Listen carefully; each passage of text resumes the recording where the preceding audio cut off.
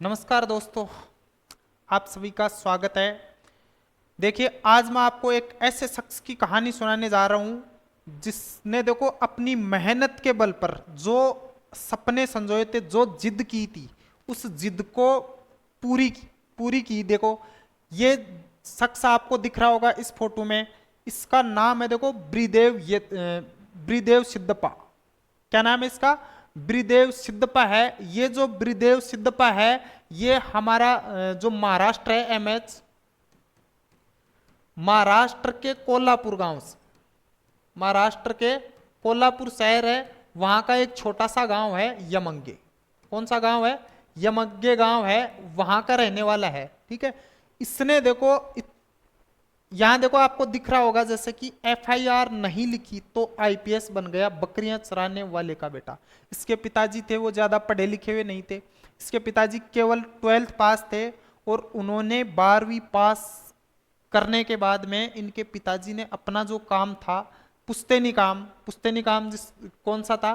देखो, ये बकरियां ले रखी है, ये बकरियां चराने का जो पुश्तैनी काम था, इसी काम में है वो इनके पिताजी लग गए। अब इनके पिताजी के साथ साथ में ये जो ब्रिदेव है, ये भी क्या काम करता था? बकरियां चराने का काम करता था। इनके जो बड़े भाई थे ब्रिदेव के, इनके बड़े भाई हमारे जो इंडियन आर्मी में सेवा दे रहे थे भाई।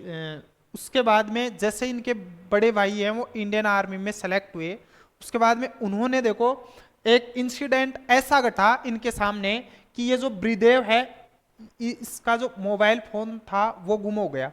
अब मोबाइल फोन गुम हो गया तो स्वाभाविक सी बात है, अपन देखो सबसे पहले क्या करते हैं, जैसे हमारी कोई भी चीज चोरी हो जाती है या गुम हो जाती है तो हम पुलिस थाने जाते हैं। ये अपने नजदीकी पुलिस थाने में गया। अब नजदीकी पुलिस थाने में उस थाने में जो थानेदार था या जो भी था, जो एफआईआर लिखने वाला होता है, उसने इस ब्रिदेव यद्यप्पा की ब्रिदेव सिद्धप्पा की एफआईआर लिखने के लिए मना कर दिया। अब एफआईआर लिखने के लिए मना कर दिया तो इसको थोड़ा सा, इसके स्वाभिमान को ठेस पहुंची। इसने सोचा कि अब अगर मेरी एफआईआर नहीं लिखी गई है तो मुझे अब कुछ ना कुछ बन के दिखाना है इनको।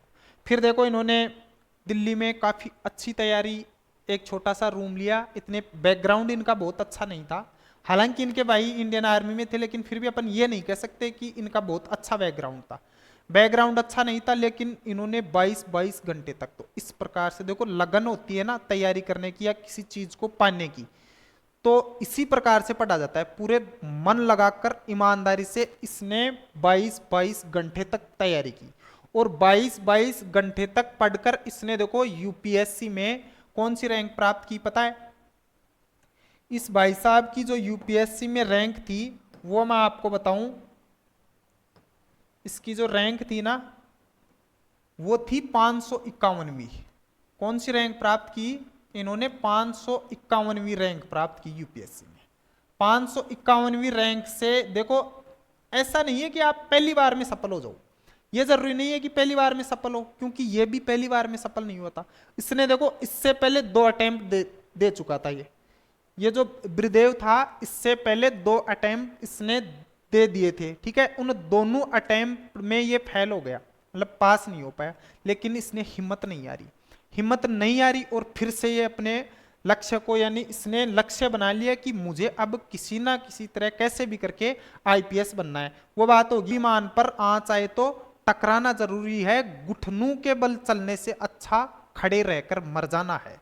घुटनों के बल चलने से अच्छा खड़े रहकर मर जाना है। फिर से मैं आपको बताता हूं। तो इस प्रकार से देखो, इन्होंने अपने स्वाभिमान की खातिर यूपीएससी है की एग्जाम है वो 551वीं रैंक के साथ में पास किए। तो ऐसा नहीं है कि अगर आप भी अपने मन में ठान लो ये बात कि मुझे ये नौकरी प्राप्त करनी है या इस एग्जाम में मुझे सेलेक्ट होना है, और आपका लक्ष्य एक ही हो, एक ही लक्ष्य हो। इसका देखो एक ही लक्ष्य था, घर वालों ने इसे कहा भी कि तू यूपीएससी छोड़, कोई छोटी मोटी और कोई नौकरी की तैयारी कर ले, लेकिन इसने ठान लिया बस। क्योंकि कहाँ क्या दूसरी वृत्ति की अगर ये तैयारी करता तो क्या आइडिया आ रहा था इसका? Self respect. क्या क्या आइडिया आ रहा था इसका? जो सेल्फ रेस्पेक्ट था वो इसके आइडिया आ रहा था, क्योंकि इसने क्या किया था, इसने अपने मन में दिमाग में ये ठान लिया था कि मेरी अगर एफआईआर नहीं लिखी गई तो मैं अब तो इनको क्या बनकर दिखाऊंगा, पुलिस ऑफिसर बनकर ही दिखाऊंगा।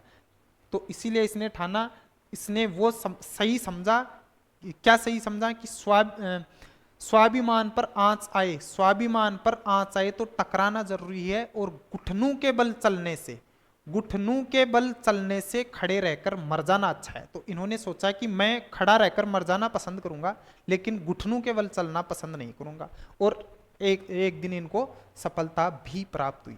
तो ये थी आज की कहानी हमारे कोल्हापुर महाराष्ट्र के ब्रिदेव सिद्धप्पा ढोणे की, ठीक है, जो एक नॉर्मल गडरिया था। Thank you.